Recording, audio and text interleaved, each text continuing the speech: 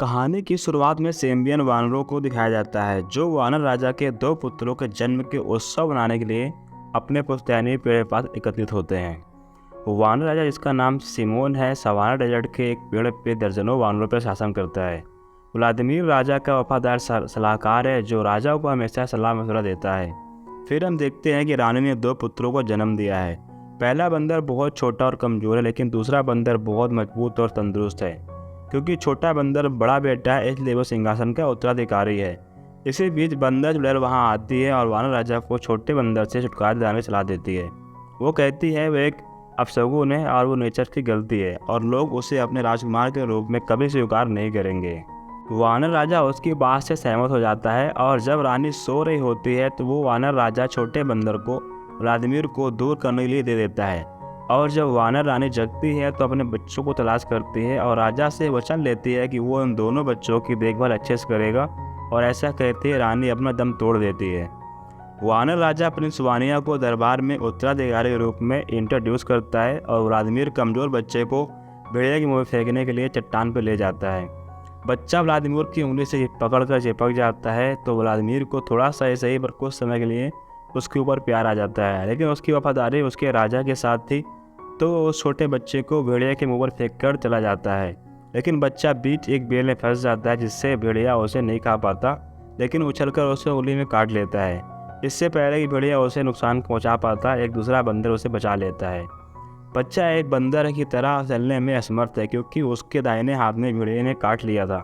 इसलिए उसका सेवियर, जिसका नाम इयोन है, उसे अपने पीठ पर बिठा लेता है। कुछ समय बाद वो कमज़ोर बंदर बड़ा हो जाता है और उसका नाम एडवर्ड है। वो अब भी एवन की पीठ पर बैठता है क्योंकि उसका एक हाथ अब भी काम नहीं करता। वो दोनों अच्छे दोस्त हैं जो एक दूसरे के साथ झगड़ा करते हैं और एक दूसरे की केयर भी करते हैं। वो दूसरे वानरों से बहुत दूर चले जाते हैं। एडवर्ड अपनी छोटी सी जगह में कुछ अंजीर ढूंढ रहा है जिसे उसने पत्तों से ढके एक छेद में रखा था। वो इवन से इसके बारे में पूछता है, लेकिन वो इसे इग्नोर कर देता है तो उन दोनों के बीच थोड़ी सी बहस हो जाती है। और इसी बीच एडवर्ड एक छोटे चूहे को देखता है तो समझ जाता है कि चूहे ने उसका खाना खा लिया है। वो उसका पीछा करता है लेकिन वो उसे अपने हाथ से पकड़ नहीं पाता। वो पेड़ की रस की तलाश करता है और उसे चूहे के जाल के रूप में इस्तेमाल करने की योजना बनाता है, लेकिन तभी हॉर्न का साउंड उसे डिस्टर्ब कर देता है। हॉर्न बजने से पता चलता है कि खो बॉल की शुरुआत हो चुकी है। ये एक खेल है जिसमें नारियल को एक खोपड़े के अंदर डाला जाता है और इस खेल को एवन और एडवर्ड काफ़ी पसंद करते हैं। एडवर्ड जाने के लिए कहता है लेकिन एवन मना कर देता है क्योंकि एवन के साथ भेदभाव वाला बर्ताव किया जाता है। अंत में एडवर्ड उसे मना लेता है और वो खेल देखने के लिए पेड़ की शाखाओं में बैठ जाते हैं। वानिया स्कोर करने वाला पहला खिलाड़ी है। एक और मैच शुरू होता है लेकिन वो बीच में रुक जाता है क्योंकि जब एवन गेंद को पकड़ने की कोशिश करता है तो वह सर के बल नीचे गिर जाता है और इसी बीच गेंद उछलकर एक छेद के अंदर घुस जाती है। बंदर नाराज हो जाते हैं और एवन को पीटने के लिए उसे घेर लेते हैं, लेकिन एडवर्ड बड़ी आसानी से एक चिचिपे रस से गेंद को बाहर निकाल लेता है। ये सब देखकर वानर उससे पूछते हैं कि ये जादू उसने कैसे किया, लेकिन तभी वानिया वहां आ जाता है और एडवर्ड से गेंद को छीन लेता है। वानिया गेंद को फेंकने की कोशिश करता है लेकिन उसका हाथ पेड़ के रस से चिपक जाता है। सारे वानर उसे निकालने की कोशिश करते हैं लेकिन वो भी फंस जाते हैं और ये गेंद छूटकर वानर राजा के सर पे जाकर चिपक जाती है। व्लादिमीर उसे हटाने की कोशिश करता है लेकिन उस रस की वजह से राजा के आगे के बाल भी निकल जाते हैं। राजा ये सब की शुरुआत करने वाला अपराधी को जानना चाहता है। इसी बीच वो डायन एडवर्ड को देखती है और व्लादिमीर से पूछती है कि क्या उसने बच्चे को मार दिया था। व्लादिमीर बताता है कि वो उसे फेंक कर चला आया था। ये सब बातें वानिया भी सुन लेता है और अपने पिता से किसी दूसरे वानर के सिंहासन लेने की बात करता है। राजा सिमोन इसके बारे में कुछ करने का वादा करते हैं। राजा के आदेश पर सर्गेई और मार्शल एडवर्ड के पास जाते हैं और उसे बताते हैं कि उसे राजा ने बुलाया है। राजा के दरबार में एडवर्ड पर जादू लगाने का आरोप लगाया जाता है। एडवर्ड उन्हें समझाता है कि यह कोई जादू नहीं है बल्कि ये उसकी कुछ तरकीबें हैं जिनकी खोज उसने की है, और वो उनमें से कुछ तरकीबें राजा को दिखाने के लिए आगे बढ़ता है। एडवर्ड पत्तों से एक मुकुट बनाता है और पत्तों से ही एक मिरर बनाता है जिसमें राजा खुद की शक्ल को देखकर बहुत खुश हो जाता है। एडवर्ड राजा के लिए झूला बनाता है पर इसी बीच कीड़ों के झुंड ने उन पर हमला कर दिया जो चुड़ैल ने भेजे थे। राजा को झूले नीचे फेंक दिया जाता है और चुड़ैल द्वारा एडवर्ड पर राजा को मारने का आरोप लगा दिया जाता है। वानिया उसे चट्टान से फेंकने का हुक्म देता है और इयोन उसे देखने के अलावा कुछ नहीं कर सकता है। राजा ऊपर चढ़ता है और ये जानने की मांग करता है कि एडवर्ड को चट्टान से नीचे किसने फेंका। वानिया बोलता है कि उसने उसे मारने की कोशिश की, लेकिन राजा सिमोन वानिया पर एक सेम्बियन को मारने का आरोप लगाते हैं। इयोन को पता चलता है कि एडवर्ड को चट्टान से नीचे फेंक दिया गया है, तो वो उसे बचाने के लिए एक बेल की मदद से जाने की कोशिश करता है, लेकिन वो बहुत दुर्बल होने के कारण वो इयोन को छोड़ देता है और रेगिस्तान पर चला जाता है।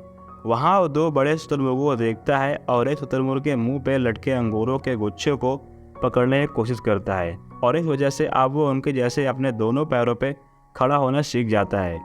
इसी बीच भेड़ियों का झुंड दिखाई देता है और उन तीनों को भागना पड़ता है। एडवर्ड पहले पिछले की तरफ दौड़ता है, लेकिन शुतुरमुर्गों को देखकर वो भी आगे की तरफ दौड़ने लगता है, और यह देखकर अब वो खुश हो जाता है कि वो तेज़ी से अपने दोनों पैरों पर दौड़ सकता है और उसका एक हाथ अब उसका बोझ नहीं बनेगा।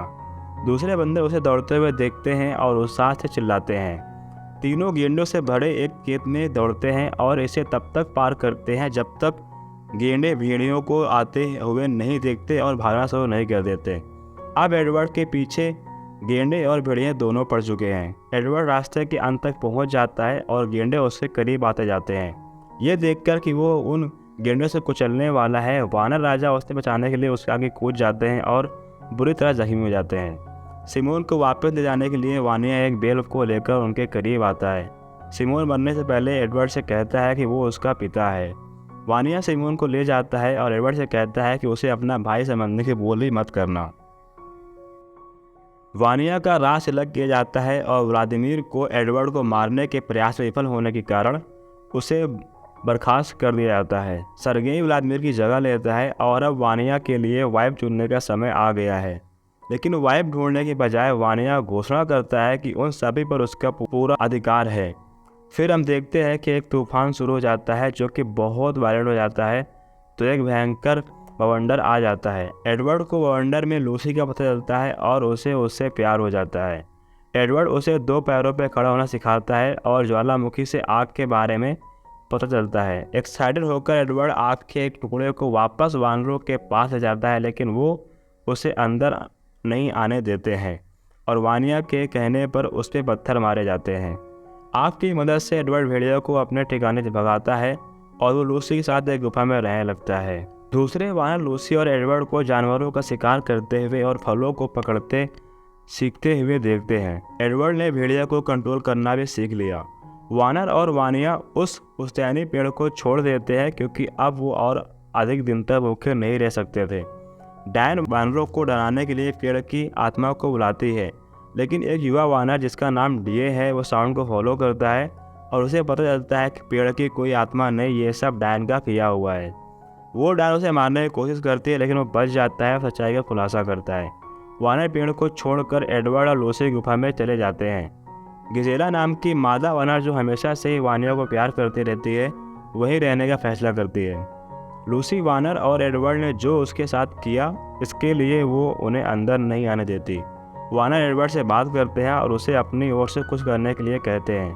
वह केवल खाना खाकर वहाँ से जाने का फैसला करते हैं। इसके बाद वो खाना खाते हैं और वहाँ से नहीं जाते। इसके बदले वो वहीं रुककर गुफा में पार्टी करते हैं।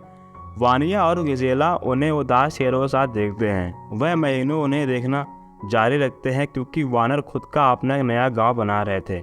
लूसी अब प्रेग्नेंट है और दोनों शादीशुदा हैं। बच्चे का नाम एडवर्ड के दोस्त इयोन के नाम पर रखने का फैसला लेते हैं। इसी बीच डायन वानरों से बदला लेने के लिए साजिश रच रही है। सभी वानर अब एडवर्ड की तरह दो पैरों पर काम करते हैं। वह अब अपने भोजन के लिए शिकार कर सकते हैं और डीए रियलिस्टिक चित्र ड्रा कर सकता है। सर्गेई और नए वानरों के बीच एक फ़र्क उत्पन्न हो जाता है जो रहने के लिए एक नई जगह की तलाश कर रहे हैं। सर्गेई का कहना है कि यहाँ रहने के लिए कोई जगह नहीं है और वो उन्हें भगा देता है। एडवर्ड उन्हें शांत करता रहता है और इसी बीच एक टिड्डी दल गांव पर हमला कर देती है और वो सब कुछ नष्ट कर देती है। सर्गेई और वानर जानते हैं कि इस काम के लिए वो डायन जिम्मेदार है, इसलिए वो उसे मारने के लिए उसके पीछे जाते हैं। वानरों की भीड़ पेड़ के ऊपर पहुंचने से पहले लूसी एडवर्ड को वानिया को बचाने के लिए कहती है। एडवर्ड वानिया को पुकारता है लेकिन वो कोई जवाब नहीं देता। भीड़ पेड़ पर पहुंच जाती है और वानिया छिपने की जगह से बाहर निकलता है। वानर वादा करते हैं कि अगर वो उसे पेड़ को दे देते हैं तो वो उसे जाने देंगे, लेकिन वानिया वादा करता है कि वो उन्हें जीवित छोड़ देगा यदि वो वहाँ से चले जाएंगे तो। गिजेला राजा को बचाने की कोशिश करती है, लेकिन सर्गेई वानरों को वानिया पर अटैक करने का आदेश देता है। वानिया वापस लड़ाई करता है, लेकिन वो इतने वानरों सामने टिक नहीं पाता। सर्गेई पेड़ को काटने और पेड़ को आग लगाने का आदेश देता है। एडवर्ड पेड़ के जलने से पहले गिजेला को बचा लेता है, लेकिन वो खुद एक जलती हुई शाखा के नीचे फंस जाता है। एडवर्ड वानिया को मदद के लिए बुलाता है। इसके बाद वो एडवर्ड की मदद करता है। वो दोनों वहाँ से भाग जाते हैं, जबकि डायन पेड़ के अंदर ही मर जाती है। चारों तरफ सिर्फ धुआं ही धुआं बचता है। वानिया और एडवर्ड अपने मतभेदों को समाप्त कर वानरों के सामने अपने रिश्ते को कबूल करते हैं। एडवर्ड उन्हें बताता है कि अभी भी एक आशा है और वो सफ़ेद पहाड़ों से परे एक दुनिया की बात करते हैं। सर्गेई वानरों में दहशत लाने की कोशिश करता है, लेकिन वानिया की मदद से एडवर्ड वानरों के साथ कर लेता है। वानर सफ़ेद पहाड़ों तक पक्षियों का पीछा करते हैं और वो हरे भरे पेड़ों, पानी, विशाल पहाड़ों से भरी एक दुनिया की खोज करते हैं। वानर बहुत खुश हो जाते हैं और एडवर्ड फिर से इवान को देखता है। लूसी उन दो दोस्तों को नाचते हुए देखती है और मुस्कुराती है। इस तरह ये कहानी यहीं पर समाप्त हो जाती है। आशा करता हूँ आपको ये कहानी अच्छी लगी होगी और ऐसे ही मज़ेदार कहानियों के लिए हमें सब्सक्राइब करना मत भूलें। Thank you for watching.